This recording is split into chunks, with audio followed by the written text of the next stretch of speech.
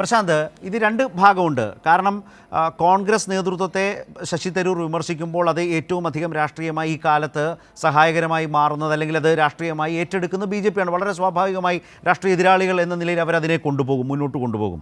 പക്ഷേ ഇതിലൊരു പ്രധാനപ്പെട്ട കാര്യം, ഇപ്പോൾ ശ്രീകുമാർ പറഞ്ഞ രീതിയിലാണോ കോൺഗ്രസ് രാഷ്ട്രീയത്തിൻ്റെ ദേശീയത? അദ്ദേഹം പറഞ്ഞ ഏതെങ്കിലും താരതമ്യം കോൺഗ്രസിൻ്റെ ദേശീയ തലത്തിൽ ആ പാർട്ടിയുടെ ദേശീയ നേതൃത്വവുമായി ബന്ധപ്പെട്ട് തരൂർ മുന്നോട്ട് വെക്കുന്ന ഒരു വലിയ പ്രശ്നത്തിന് ആയി താരതമ്യത്തിന് പോലും ഉതകുന്നതല്ല എന്ന് തന്നെയാണ് എൻ്റെ വിചാരം.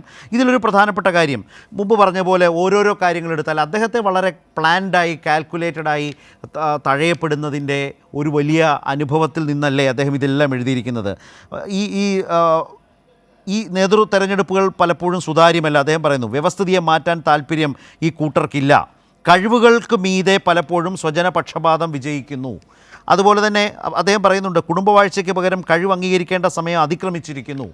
ഇത് തരൂർ എന്ന് പറയുന്നൊരു നേതാവ്, കോൺഗ്രസിൻ്റെ പ്രവർത്തക സമിതി അംഗം, അദ്ദേഹത്തിൻ്റെ ഒരു അനുഭവത്തിൽ നിന്ന് കോൺഗ്രസ് നേതൃത്വം അദ്ദേഹത്തോട് പാർലമെൻറ്റിനകത്തും പുറത്തും സംഘടനാ തലത്തിലുമൊക്കെ കാട്ടുന്നൊരു സമീപനത്തിൽ നിന്നുണ്ടായ ഒരു അനുഭവത്തിൽ പറയുന്ന കാര്യങ്ങളാണോ? അങ്ങനെയാണെങ്കിൽ അതിനല്ലേ പരിഹാരം ഉണ്ടാകേണ്ടത്? കോൺഗ്രസ് പാർട്ടിക്ക് അകത്ത് നിന്നുകൊണ്ട് തന്നെ കോൺഗ്രസ് പാർട്ടി ലീഡർഷിപ്പിൻ്റെ പ്രശ്നങ്ങൾ ചൂണ്ടിക്കാട്ടി ഫൈറ്റ് ചെയ്യുന്ന രീതിയിലല്ലേ തരൂർ മുന്നോട്ട് പോകുന്നത്? അല്ല, നോക്കൂ, തരൂര് എങ്ങനെയാണ് രാഷ്ട്രീയത്തിലേക്ക് വന്നത്? അദ്ദേഹം താഴെത്തട്ട് മുതൽ ഒരു രാഷ്ട്രീയ പ്രവർത്തനം നടത്തി ഉയർന്നു വന്നൊരു നേതാവല്ല. അദ്ദേഹം UN-ൽ ഉയർന്ന ചുമതലകളും മറ്റും വഹിച്ചൊരു വ്യക്തിയായിരുന്നു. കോൺഗ്രസ് നേതൃത്വം തന്നെയാണ്, അല്ലെങ്കിൽ ഈ നെഹ്റു കുടുംബം തന്നെയാണ് ശശി തരൂരിനെ ക്ഷണിച്ച് ഇന്ത്യയിലേക്ക് കൊണ്ടുവരുന്നതും കോൺഗ്രസ് നേതൃത്വത്തിലേക്ക് ഉയർത്തുന്നതും തിരുവനന്തപുരത്ത് ലോക്സഭാ തെരഞ്ഞെടുപ്പിൽ മത്സരിക്കാൻ സീറ്റ് കൊടുക്കുന്നതും അത് മത്സരിച്ച് ജയിച്ച് അദ്ദേഹം MP ആവുന്നതും. അപ്പോൾ ഇതേ കുടുംബം തന്നെയാണ് തരൂരിനെ കോൺഗ്രസിലേക്ക് കൊണ്ടുവന്നത്. അങ്ങനെ വന്ന തരൂരിന് ചില പ്രതീക്ഷകൾ ഉണ്ടായിരുന്നു. അത് ഒന്ന്, തൻ്റെ അനുഭവ സമ്പത്ത്, അന്തർദേശീയ തലത്തിലും വേദികളിലും മറ്റും പ്രവർത്തിച്ചിട്ടുള്ള തൻ്റെ അനുഭവ സമ്പത്ത് രാജ്യത്തിന് വേണ്ടി അത് വിനിയോഗിക്കുക, അപ്പോൾ അതിനായിട്ട് തൻ്റെ ആ രാഷ്ട്രീയ മണ്ഡലത്തെ ഉപയോഗപ്പെടുത്തുക, അതായിരുന്നു തരൂരിൻ്റെ ഒരു ആശയം എന്നത്. അപ്പം അദ്ദേഹം വളരെ പണ്ഡിതനായൊരു വ്യക്തിയാണ്, എല്ലാവർക്കും അറിയാം. ലോക്സഭയിലെയും പാർലമെൻറ്റിലെയും മറ്റും അദ്ദേഹത്തിൻ്റെ ചർച്ചകൾ കേൾക്കുമ്പോൾ നമുക്കത് മനസ്സിലാവും. നല്ലൊരു വാഗ്മിയാണ്, നല്ല ഭാഷാ ചാതുര്യമുണ്ട്, അങ്ങനെയൊക്കെയുള്ളൊരു വ്യക്തിയാണ്. ഈ പറയുന്ന ന്യൂ ജനറേഷൻ വിഭാഗത്തിന് വളരെ താല്പര്യപ്പെടുന്ന ഒരു നേതാവാണ്. അതുകൊണ്ട് തന്നെയാണ് തിരുവനന്തപുരത്ത് ഇപ്പോൾ പറയുന്ന കോൺഗ്രസിൻ്റെ ഒരു വലിയ പിന്തുണ ഇപ്പോൾ കഴിഞ്ഞ തെരഞ്ഞെടുപ്പിലൊക്കെ അദ്ദേഹത്തിന് കിട്ടിയിട്ടുണ്ടോ എന്ന് ചോദിച്ചാൽ സംശയമാണ്. അങ്ങനെ ഇല്ലാതിരുന്നിട്ട് കൂടി ജയിച്ചു കയറാൻ അദ്ദേഹത്തിന് സാധിക്കുന്നത് അദ്ദേഹം ഒരു മികച്ച നേതാവാണ് എന്നൊരു പ്രതിച്ഛായ സൃഷ്ടിക്കാൻ ഈ കഴിഞ്ഞ കാലയളവിൽ അദ്ദേഹത്തിന് കഴിഞ്ഞിട്ടുണ്ട്. പക്ഷേ എന്നാൽ അദ്ദേഹം പ്രതീക്ഷിച്ച രീതിയിൽ ഒരു എന്താ പറയുക, ഒരു സ്ഥാനം കോൺഗ്രസിൽ അദ്ദേഹത്തിന് ലഭിച്ചോ, അല്ലെങ്കിൽ അദ്ദേഹം പ്രതീക്ഷിച്ച രീതിയിൽ പ്രവർത്തിക്കാൻ ഒരു അവസരം കോൺഗ്രസ് പാർട്ടി അദ്ദേഹത്തിന് നൽകിയോ? അദ്ദേഹം UPA സർക്കാരിൽ അദ്ദേഹം അല്പനാൾ വിദേശകാര്യ സഹമന്ത്രിയുടെ ചുമതല വഹിച്ചിട്ടുണ്ട്. അതിനുശേഷം ആ സ്ഥാനത്ത് നിന്ന് അദ്ദേഹത്തെ നീക്കി, പിന്നീട് ഒരു മന്ത്രിസ്ഥാനത്തേക്ക് അദ്ദേഹത്തെ തിരിച്ചു കൊണ്ടുവന്നില്ല. അത് കഴിഞ്ഞപ്പോൾ ദീർഘനാൾ ഇവർ പ്രതിപക്ഷത്താണ്, കോൺഗ്രസ് പ്രതിപക്ഷത്താണ്. അപ്പോൾ പോലും സംഘടനയിലൊരു നല്ല ഉത്തരവാദിത്വം അദ്ദേഹം പ്രതീക്ഷിച്ചിരുന്നു. ആ ഒരു ഉത്തരവാദിത്വം അദ്ദേഹത്തിന് കൊടുക്കാൻ നേതൃത്വം ശ്രമിച്ചില്ല. അപ്പോൾ എന്താണ് അതിന് അടിസ്ഥാനപരമായൊരു കാരണം? എന്താണ്? കോൺഗ്രസിനെ ഇനിയും മുന്നോട്ട് നയിക്കേണ്ടത് സോണിയ നേതൃസ്ഥാനത്ത് നിന്ന് മാറി. ഇനിയും കോൺഗ്രസിനെ മുന്നോട്ട് നയിക്കേണ്ടത് രാഹുൽ ഗാന്ധിയാണ്. എന്നാൽ അദ്ദേഹം കോൺഗ്രസിൻ്റെ നേതൃത്വം ഏറ്റെടുത്ത ശേഷം തുടർച്ചയായി തെരഞ്ഞെടുപ്പുകളിൽ പരാജയപ്പെടുകയാണ്. 2 ലോക്സഭാ തെരഞ്ഞെടുപ്പുകളിൽ അദ്ദേഹം നേതൃത്വം നൽകിയ 2 തെരഞ്ഞെടുപ്പുകളിൽ ദയനീയമായി തോറ്റു.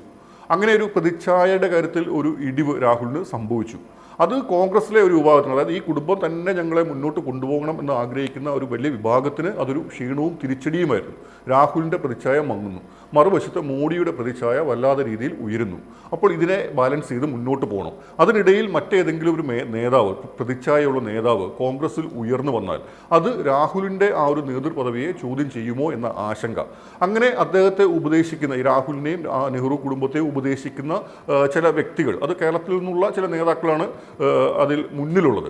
അതിൽ ഏറ്റവും ആ കുടുംബത്തോട് അടുപ്പം പുലർത്തിയിരുന്നയാൾ AK ആൻ്റണിയാണ്. ഇപ്പം രാഹുലിനെ വയനാട്ടിൽ കൊണ്ടുവന്ന് മത്സരിപ്പിക്കുക തുടങ്ങിയ തന്ത്രപരമായ നീക്കമൊക്കെ അദ്ദേഹത്തിൻ്റെ സംഭാവനയായിരുന്നു. ഇപ്പോൾ അവർ നിയന്ത്രിക്കുന്ന മറ്റൊരു വ്യക്തി എന്ന് പറയുന്നത് KC വേണുഗോപാലാണ്. അപ്പോൾ ഇവരൊക്കെ ഈ നെഹ്റു കുടുംബത്തിൻ്റെ അല്ലെങ്കിൽ അവരുടെ ഒരു നേതൃത്വത്തെ അംഗീകരിച്ച് ഈ പാർട്ടിയെ എങ്ങനെയെങ്കിലും ഉന്തിത്തള്ളി മുന്നോട്ട് കൊണ്ടുപോവുക എന്ന ഒരു ചുരുങ്ങിയ അജണ്ട മാത്രമാണ് ഈ നേതാക്കൾക്കൊക്കെ ഉള്ളത്. ഇതിൽ തന്നെ ചില നേതാക്കളാവട്ടെ കേരളത്തിലെ കോൺഗ്രസിൻ്റെ കാര്യങ്ങൾ മാത്രമാണ് അവർ ചിന്തിക്കുന്നത്. ദേശീയ തലത്തിൽ കോൺഗ്രസ് എന്ത് സംഭവിച്ചാലും ഒരു പ്രശ്നവുമില്ല എന്നൊരു മനോഭാവമാണ്. അതുകൊണ്ടാണ് ഈ പറയുന്ന വയനാട്ടിലേക്കുള്ള രാഹുലിൻ്റെ വരവ് രാഷ്ട്രീയമായി വലിയ തിരിച്ചടിയായി മാറിയപ്പോൾ പോലും കേരളത്തിൽ കോൺഗ്രസിന് അതുകൊണ്ടുണ്ടായ നേട്ടത്തെ ആഘോഷിക്കുകയാണ് ഈ നേതാക്കളൊക്കെ ചെയ്തത്. അതായത് ദേശീയ തലത്തിൽ എത്ര ചുരുങ്ങിയാലും അവർക്ക് പ്രശ്നമില്ല, അവർക്ക് കേരളം അവിടെ ഒരു ഭരണം പിടിക്കുക, അവിടെ കോൺഗ്രസിനെ നിലനിർത്തുക, അതിനുവേണ്ടി ഈ കുടുംബത്തിൻ്റെ ഒരു സ്വാധീനത്തെ അവിടേക്ക് എത്തിക്കുക എന്ന ചുരുങ്ങിയ അജണ്ട. അപ്പോൾ അവിടെ സംഭവിക്കുന്നത് എന്താണ്? തരൂരിനെ പോലെ കഴിവുറ്റ നേതാക്കൾ അവർ സൈഡ് ലൈൻ ചെയ്യപ്പെടുകയാണ്. അപ്പോൾ ഇതിൻ്റെയൊക്കെ ഒരു പ്രതിഷേധം എന്നതിലാണ് നമുക്കറിയാം കോൺഗ്രസിൽ അല്പനാൾ മുമ്പ് ഒരു വിഭാഗം ഈ പറയുന്ന കുടുംബവാഴ്ചയ്ക്കെതിരെ ശക്തമായി രംഗത്ത് വന്നു. നമ്മുടെ ഗുലാം നബി ആസാദിൻ്റെയും അതേപോലെ ആനന്ദ് ശർമ്മയുടെയും മനീഷ് തിവാരിയുടെയും ഒക്കെ നേതൃത്വത്തിൽ ആ വിഭാഗത്തെ പരോക്ഷമായി പിന്തുണച്ചൊരു വ്യക്തിയായിരുന്നു ശശി തരൂർ. അത് കഴിഞ്ഞ് ഈ പറയുന്ന പ്രസിഡന്റ് സ്ഥാനത്തേക്ക് തെരഞ്ഞെടുപ്പ് വന്നു. അപ്പോൾ കുടുംബവാഴ്ച ഇല്ല എന്ന് സ്ഥാപിക്കാൻ വേണ്ടി രാഹുൽ ഗാന്ധി ആ പറഞ്ഞ പ്രസിഡന്റ് സ്ഥാനത്ത് നിന്ന് മാറുന്നു. പകരം മല്ലികാർജുൻ ഖാർഗെ കുടുംബം തന്നെ തീരുമാനിക്കുന്നു. മറ്റാരുമല്ല തീരുമാനിക്കുന്നത്, ആര് പ്രസിഡന്റ് ആവണം എന്ന് തീരുമാനിക്കുന്ന കുടുംബമാണ്. ഖാർഗെ നോമിനേഷൻ കൊടുക്കുന്നു. സാധാരണഗതിയിൽ കുടുംബം അംഗീകരിച്ച് അങ്ങനെ ഒരു നോമിനേഷനിലേക്ക് പോയാൽ പിന്നെ ഒരു എതിർ ശബ്ദം ആ പാർട്ടിയിൽ ഉയരാറില്ല. വളരെ ചുരുക്കം സന്ദർഭങ്ങളിൽ അത് പ്രശാന്ത്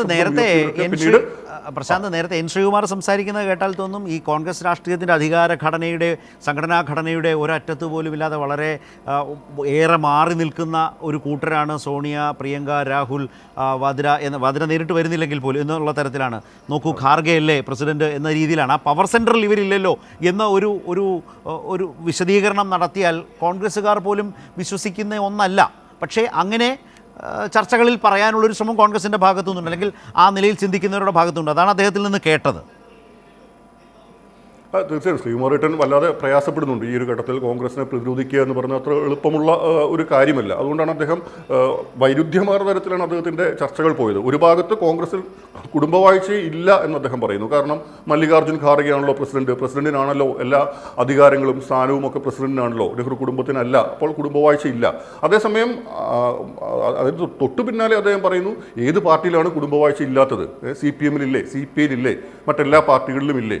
അപ്പോൾ അങ്ങനെ ഒരു വൈരുദ്ധ്യം അദ്ദേഹത്തിൻ്റെ ഭാഗത്തുനിന്ന് ആ സംഭാഷണത്തിൽ തന്നെ വന്നു. അപ്പോൾ എന്തായാലും ഖാർഗെ പ്രസിഡന്റ് ആയാലും മറ്റാർ പ്രസിഡന്റ് ആയാലും ആരാണ് കാര്യങ്ങൾ നിയന്ത്രിക്കുക എന്നുള്ളത് ഏതൊരാൾക്കും വ്യക്തമായ കാര്യമാണ്. അതാ നെഹ്റു കുടുംബത്തിൽ അവരാണ് അത് നിയന്ത്രിക്കുക. അപ്പോൾ ഇപ്പോൾ കോൺഗ്രസ് ഇവിടെ ലാൽകുമാറും മറ്റും സൂചിപ്പിച്ചു എത്ര നാൾ ഇങ്ങനെ മുന്നോട്ട് പോകാൻ പറ്റൂ? അത് പ്രവർത്തക സമിതി അംഗമാണ് തുറന്ന വിമർശനം കോൺഗ്രസിലെ ഏറ്റവും ഉന്നത നേതൃത്വത്തിനെതിരെ ഉയർത്തിയിരിക്കുന്നത്. ഈ പാർട്ടിയിൽ കുടുംബവാഴ്ചയാണ്.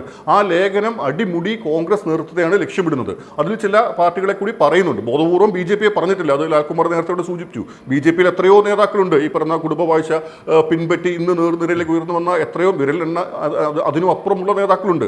അതിൽ ഒരാളുടെ പോലും പേര് പരാമർശിക്കാതിരിക്കാൻ തരൂർ പ്രത്യേകം ശ്രദ്ധിച്ചു എന്നത് നമ്മൾ മനസ്സിലാക്കണം. നിശ്ചയമായും ഒരു BJP ഏജന്റ് എന്ന നിലയിലാണ് അദ്ദേഹം കുറച്ച് നാളായി നീങ്ങിക്കൊണ്ടിരിക്കുന്നത്. അത് ഓരോ ദിവസവും അതിൻ്റെ തീവ്രത കൂടിക്കൂടി വരികയാണ്. അങ്ങനെ ഒരു BJP നേതാവിനെ ഈ പറയുന്ന പ്രവർത്തക സമിതിയിൽ വെച്ചുകൊണ്ട്, പ്രവർത്തക സമിതി ഞാൻ മനസ്സിലാക്കുന്നതോളം കോൺഗ്രസിൻ്റെ ഏറ്റവും സമുന്നത സമിതിയാണല്ലോ. പ്രസിഡന്റും വളരെ ചുരുക്കം ആളുകളും, കേരളത്തിൽ നിന്ന് എനിക്ക് തോന്നുന്നു KC വേണുഗോപാലും തരൂരും മാത്രമാണ് ഉന്നത സമിതിയിലുള്ളത്. VD സതീശനോ ചെന്നിത്തലയോ അതുപോലെയുള്ള മുതിർന്ന നേതാക്കൾ പോലും ഇല്ല. അപ്പോൾ അങ്ങനെ ഒരു സമിതിയിൽ അതെ അപ്പോൾ അങ്ങനെ ഒരു സമുന്നത സമിതിയിൽ ഒരു BJP ഏജന്റ് കടന്നുകൂടിയിരിക്കുന്നു. ഈ ഒരു സ്ഥിതിയിൽ രാജ്യത്തെ ഒരു പ്രധാനപ്പെട്ട രാഷ്ട്രീയ പാർട്ടിയായ കോൺഗ്രസിന്, അല്ലെങ്കിൽ മുഖ്യ പ്രതിപക്ഷ പാർട്ടിയായ കോൺഗ്രസിന് എത്ര നാൾ മുന്നോട്ട് പോകാൻ പറ്റും? കാരണം ഒരു BJP-യുടെ ഒരു സൈഡ് ലൈനായി ആ പാർട്ടി മാറി എന്നതിനൊരു തെളിവായി മാറുകയാണല്ലോ. അപ്പോൾ ഇങ്ങനൊരു ഏജന്റിനെ വെച്ചിട്ട് ആ ഏജന്റിനെതിരെ ഒരു നടപടിക്ക് പോലും ആ നേതൃത്വം ധൈര്യപ്പെടുന്നില്ല. ഇപ്പം ശ്രീകുമാറിൻ്റെ മറ്റും വാക്കുകൾ മനസ്സിലാക്കുമ്പോൾ അദ്ദേഹം വേണമെങ്കിൽ സ്വയം പുറത്തു പോയിക്കോട്ടെ, ഞങ്ങളായിട്ട് പുറത്താക്കില്ല എന്ന ഒരു നിലപാടിലേക്ക് കോൺഗ്രസ് എത്തിക്കഴിഞ്ഞിരിക്കുന്നു. അപ്പോൾ എന്ത് തരൂർ പറഞ്ഞാലും സഹിക്കാൻ ഞങ്ങൾ തയ്യാറാണ് എന്ന മനോഭാവത്തിലാണ് കോൺഗ്രസ് നേതൃത്വം നിലവിൽ നീങ്ങുന്നത്. അത് എങ്ങനെയായാലും ദേശീയ തലത്തിൽ കോൺഗ്രസിനെ കൂടുതൽ ദുർബലപ്പെടുത്തുകയുള്ളൂ.